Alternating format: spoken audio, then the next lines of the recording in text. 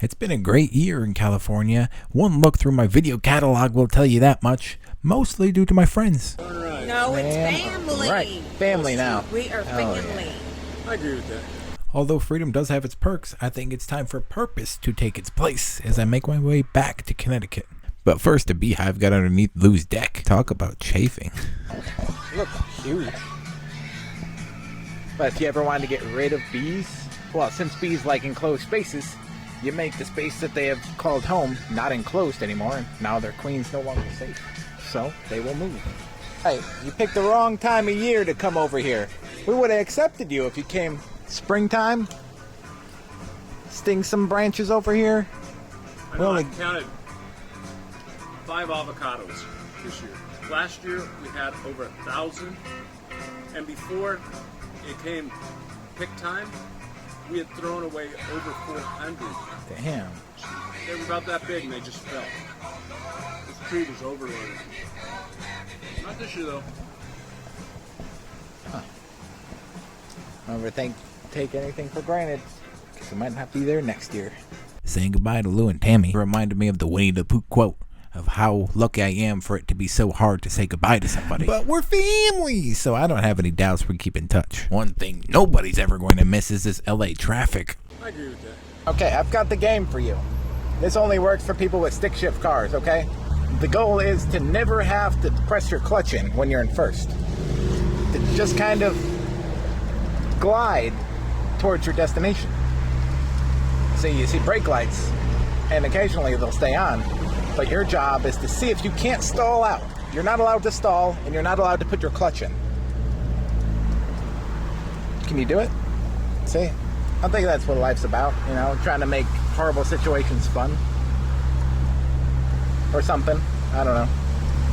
You know, that's what I was saying before, you know, just because a bad situation sucks doesn't mean it has to feel like it sucks, you know? You gotta do it anyway, why not enjoy it?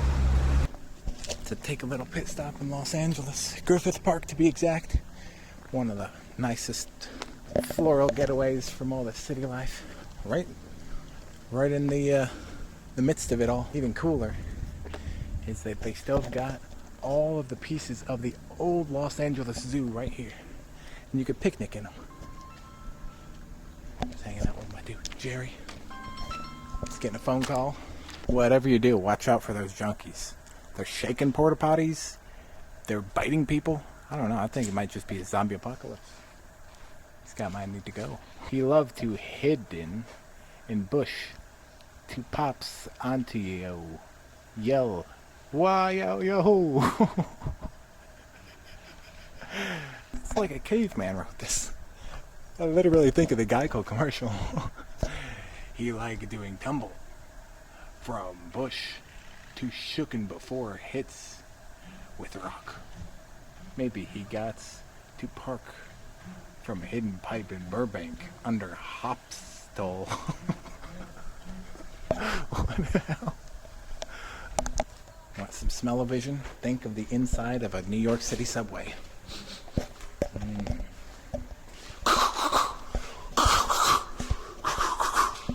There's where they throw the bad animals down the chute. This area served as the Los Angeles Zoo from 1912 to 1965. Many of the walls, grottos, and other enclosures you see today were built in the 1930s. They held reptiles, elephants, turtles, macaws, monkeys, lions, bears. Bears! I know someone who's afraid of bears. Like it's something out of prehistoric. Something from 2,000, 3,000, 4,000 years ago. I feel like you can get non-desert landscape in Los Angeles. Everywhere else, you're looking at bushes and shrubs and sand. Not here. You got grass and trees and theatrical productions. What do you think, Jerry? Do you think if you give a man freedom, he'll imprison himself? Yep. Because that's what we do. That's an interesting thought I'd like to continue, because what's the difference between being stuck and feeling stuck and being stuck and feeling like the world's your oyster?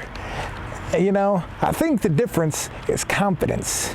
And my biggest problem is kind of like the fear of missing out. Just because I'm in one place, does that mean that I couldn't be in another place doing something better with my life? Or can I have confidence that this is a place that I feel like I'm not missing out, and that whatever I can do, it's my own thing. I can't really blame a place or a person or a job. That was a big thing in my past, blaming jobs for not being what I want them to be, but that's not the job's fault. That's my fault. If I want a job that does what I want it to do, then maybe I should have the confidence to go out for that job and think that I even deserve to do that job or live in that place or whatever it is. I mean, it's confidence though, and feeling like I'm worth it, feeling like I can do it, and all that stuff. And I think that's what this is. If I stop running away from it in my car, and I start to face what I actually want to do with my life, and I will in these next couple of weeks coming back to Connecticut, and start to actually live a life in a place and not be so afraid of life, but actually have the confidence to think that I know how to do it. And if I don't know how to do it, I can learn. That's what's up. And you can too. So follow me in these next couple of months and years that I actually live a normal human being's life, or at least what I see as normal. Nothing's normal, really. Lots of deep talk here. I'd like to hear your thoughts in the comments. If you're going through the same stuff, you're 20-something, or you're older and you've already went through this. I'd like to hear everyone's thoughts about it. Anyway, back to Patrick of the past. Registration's back. Time to hit the road. Yeah, you like that? Yeah, that's what I was looking at earlier. Fantastic. Yeah, it's back. I'm so glad that worked out for you. That is amazing. These guys still have not failed me yet. I just like it because this amount of trees is just not normal for California. Like actual, I don't know. I just like places that don't have anything. Desolation. No houses. It's nice. I tell you, I contemplated getting into a relationship just so I can use that Hove lane over there.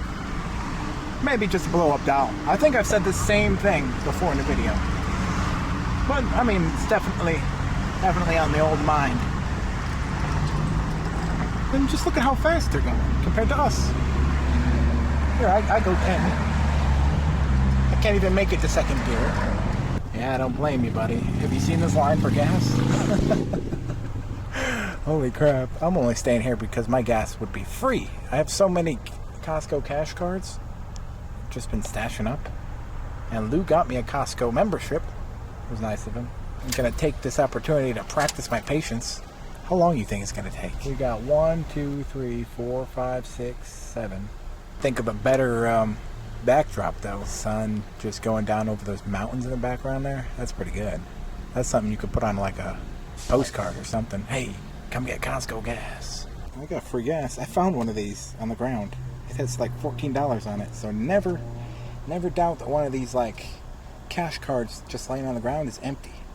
Dude had $14 on it. I checked it when I called. So I got 14, 10, and 20. Which is pretty sweet. I might even have more than one tank. I'm going to find a really nice place to park overnight. Won't you see it in the next episode? Whatever you do, I hope you lead with love. Thanks for watching. I'll see you when I see you. From Lake Isabella, maybe.